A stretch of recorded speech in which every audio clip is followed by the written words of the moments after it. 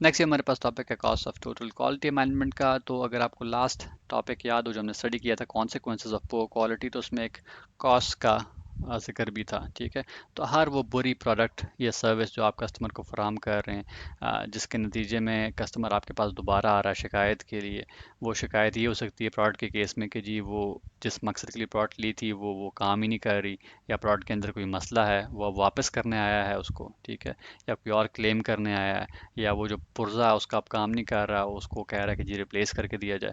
तो आपको तो कॉस्ट चार्ज होगी ना, आपने एक बुरी प्रोडक्ट बनाई उसके अगेंस्ट अब आपको एक नई प्रोडक्ट देनी पड़ेगी शायद कस्टमर को। ठीक है, या मौजूदा प्रोडक्ट को अगर रिपेयर भी करना पड़ेगा तो उस पर भी ऑब्वियसली कुछ लोग इस्तेमाल होंगे, या फिर कुछ पुर्जे दोबारा लगाए जाएंगे तो उसकी कॉस्ट होगी, पैसे चार्ज होंगे आपको। ठीक है, सिमिलरली अगर आपने सर्विस कोई गलत दे दी, कोई मालूमात आपने कम दे दी या आधी दे दी जिससे कस्टमर को वो जो काम करना था वो हो ना सका उसका, तो अगेन उसके भी चार्जेस होंगे। कस्टमर आपके पास दोबारा आके शिकायत कर रहा होगा, आपका टाइम इस्तेमाल हो रहा होगा उसके अंदर। ठीक है, शायद कोई आपने कोई गलत चेक बुक दे दी, ठीक है, या प्रिंट गलत कर दिया उसको, तो शायद आपको दोबारा प्रिंट करना पड़े, तो उसके भी अगेंस्ट कॉस्ट होगी। ठीक है, तो कहा जा रहा है कि ये फेलियर कॉस्ट कहलाती है। ठीक है, अब फेलियर कॉस्ट दो टाइप की होती हैं, एक इंटरनल फेलियर कॉस्ट होती है और एक एक्सटर्नल होती है।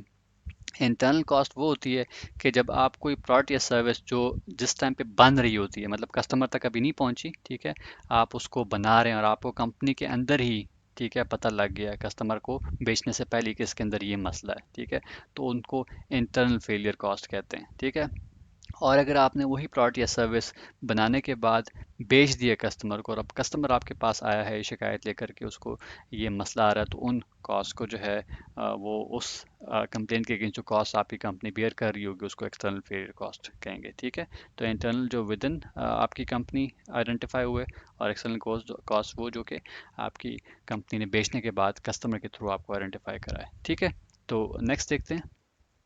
नेक्स्ट ये हमारे पास टॉपिक है cost of total quality management का। तो आप सोच रहे होंगे कि इस टॉपिक का नाम तो वही है जो कि हमने इससे पिछले टॉपिक में पढ़ा था।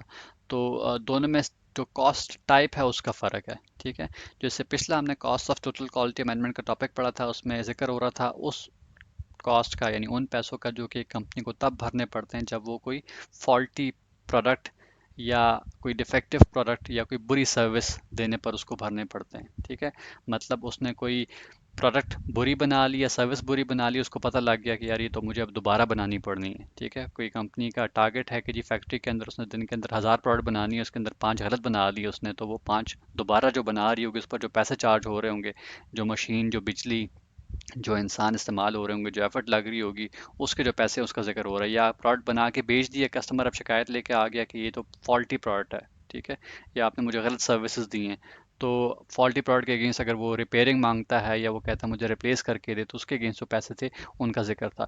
ये जो पैसे हैं ये वो पैसे हैं जो एक कंपनी को तब भरने पड़ते हैं जब वो कोई ऐसे सिस्टम, कुछ ऐसे टूल्स, कुछ ऐसी टेक्निक्स या ऐसे स्किल्ड रिसोर्सेज हायर करती है या सिस्टम्स इंस्टॉल करती है जिनका मकसद होता है कि वो फॉल्टी या डिफेक्टिव प्रोडक्ट बनने से पहले उसको पकड़ लें। ठीक है, ताकि ऐसे सिस्टम्स या लोग हायर हों कि फॉल्टी प्रोडक्ट या सिस्टम जो है वो बने ही ना। ठीक है, उससे पहले ही वो मॉनिटर होके उस सिस्टम को जो कि गलत बनाने जा रहा था उसको पकड़ लें। ठीक है, या अगर उसने कहीं गलती से कोई आदि गलत बना दी है, उसके बाद भी गलत बना देगा, तो उसको पहले से ही पकड़ लें। तो उस पर जो पैसे चार्ज या खर्चती है कंपनी, ये उस कॉस्ट की बात की जा रही है। इसमें दो टाइप की हैं, एक अप्रेजल कॉस्ट है, एक प्रिवेंशन कॉस्ट है। ठीक है, अप्रेजल कॉस्ट वो कॉस्ट है जहाँ पर आप कोई ऐसे एक्टिविटीज़ आप सिस्टम के अंदर इम्प्लीमेंट करते हो, जो फैक्ट्री आपकी प्रोडक्ट्स प्रोड्यूस कर रही है उसके अंदर कुछ ऐसे एक्टिविटीज़ डिज़ाइन कर लेते हैं, कुछ ऐसे सिस्टम्स, कुछ सॉफ्टवेयर्स, कुछ टूल्स,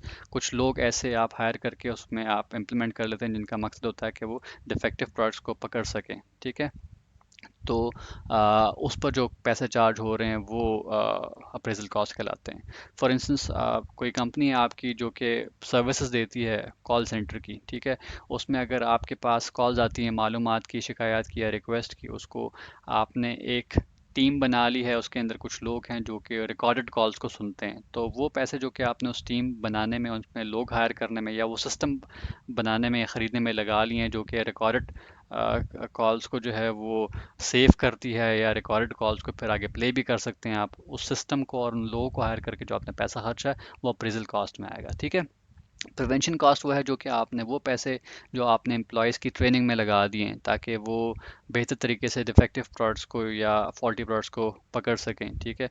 या आपने उन सिस्टम्स को इम्प्लीमेंट कराने में लगा लिए हैं जो कि एक मसले को जो कि एक बार आया था उसको दोबारा आने से रोक सकें, ठीक है। तो वो प्रिवेंशन कॉस्ट में आता है, ठीक है।